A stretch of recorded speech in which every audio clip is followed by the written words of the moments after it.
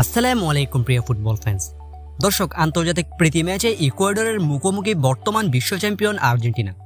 ইকুয়েডরের বিপক্ষে আর্জেন্টিনার ম্যাচটি হতে চলেছে বেশ গুরুত্বপূর্ণ একটি ম্যাচ, কেননা কোপা আমেরিকার আগে নিজেদের ঝালিয়ে নেওয়ার জন্য এটাই শেষ সুযোগ আর্জেন্টিনার জন্য। সেজন্য এই ম্যাচে শক্তিশালী দল নিয়ে মাঠে নামছে বিশ্ব চ্যাম্পিয়ন আর্জেন্টিনা। তবে ইকুয়েডরের বিপক্ষে কেমন হবে আলবিসেলেস্তেদের শক্তিশালী একাদশ, চলুন এক নজরে দেখে নেওয়া যাক। দর্শক, প্রথমে কথা বলবো গোলকিপার নিয়ে।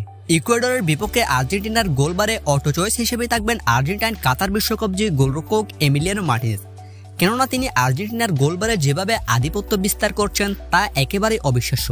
একক হাত ধরে নিজে জিতিয়েছেন আর্জেন্টিনাকে 3টি শিরোপা।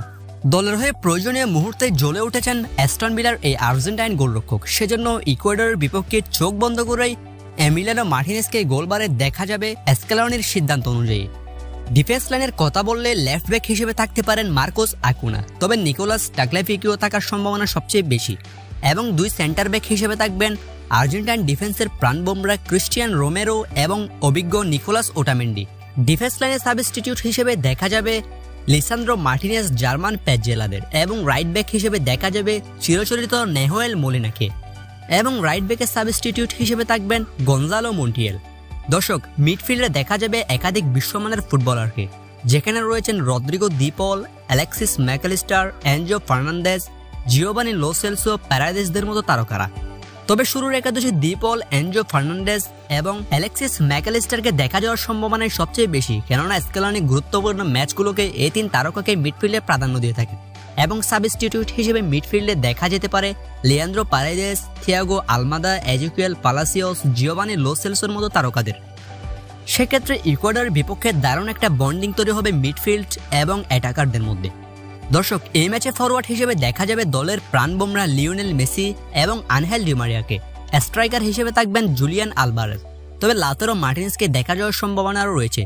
দলের সাবস্টিটিউট হিসেবে এদিন নামবেন Argentine golden boy Paulo Dybala, অর্থাৎ শুরুর একাদশে পাওলো দিবালাকে রাখবেন না স্কেলানি। তবে আর্জেন্টিনার নানান গণমাধ্যমের তথ্য মতে পাওলো দিবালাকে দলের সাবস্টিটিউট হিসেবে দেখা যাওয়ার সম্ভাবনাই সবচেয়ে বেশি। শেষবার আর্জেন্টিনা মাঠে নেমেছিল কোস্টারিকার বিপক্ষে। সেই ম্যাচে কোস্টারিকাকে 3-1 গোলে আন্তর্জাতিক প্রীতি ম্যাচটিতে উড়িয়ে দিয়েছিল বর্তমান বিশ্ব চ্যাম্পিয়নরা।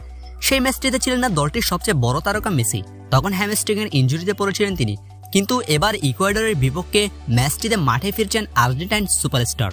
দর্শক, আর্জেন্টিনা বনাম ইকুয়েডরের ম্যাচটি শুরু হবে জুন মাসের 10 তারিখ। জুন মাসের 10 তারিখ ভোর 4টায়, বাংলাদেশ ভোর 4টায় এই ম্যাচটি শুরু হবে। 10 তারিখ এই ম্যাচটি খেলার পর 14 তারিখ গুয়াতামালার বিপক্ষে আরও একটা প্রীতি ম্যাচে মাঠে নামবে বর্তমান বিশ্ব চ্যাম্পিয়নরা। এরপর 14 তারিখ গুয়াতামালার বিপক্ষে ম্যাচটি খেলার পর 20 তারিখ কানাডার বিপক্ষে ম্যাচ দিয়ে কোপা আমেরিকা উদ্বোধনী ম্যাচ খেলবে বর্তমান বিশ্ব চ্যাম্পিয়নরা। অর্থাৎ কোপা আমেরিকার উদ্বোধনী ম্যাচে মাঠ মাতাবে স্কেলানির শিষ্যরা। দর্শক, আপনার কাছে কি মনে হয় 10 তারিখের ম্যাচে এই স্কোয়াড নিয়ে খেললে কি ইকুয়েডরকে হারাতে পারবে মেসিরা? আপনার কাছে কি মনে হয় কমেন্ট বক্সে জানাতে ভুলবেন না। ফুটবলের সকল খবর সবার আগে পেতে চ্যানেলটি অবশ্যই সাবস্ক্রাইব করে রাখুন। ধন্যবাদ।